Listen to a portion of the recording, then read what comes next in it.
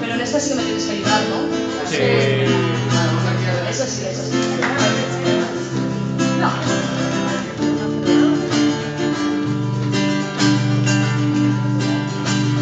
Cuenta la leyenda que un duende sin orejas, zapatitos tristones y un gorro en la cabeza vino aquí a la tierra a lidiar con una guerra.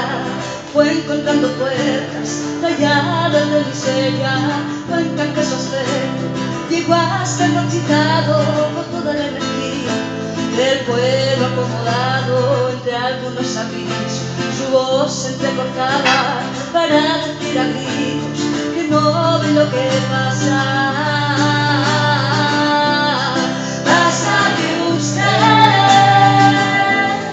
las marionetas, no sabe lo que quiere, no intenta para nada poner algún remedio a esta guerra sin alma.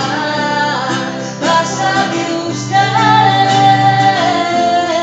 las marionetas, no sabe lo que quiere, no intenta para nada poner algún remedio a esta guerra sin alma.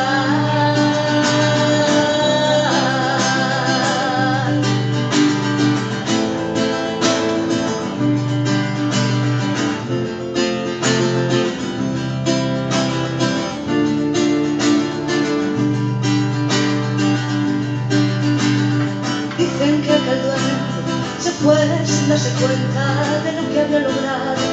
Con toda su experiencia la gente hablaba de él con gran respeto, alababa en su arte, pintaba en sus palabras. Cuentan que en el pueblo nació un árbol gigante donde todo el mundo plantó su alma distante, y cuando da fruto el pueblo se reúne para hablar del momento, para cambiar el mundo. Pasa que usted,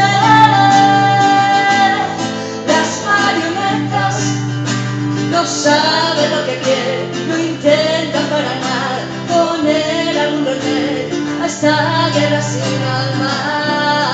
Pasa que usted,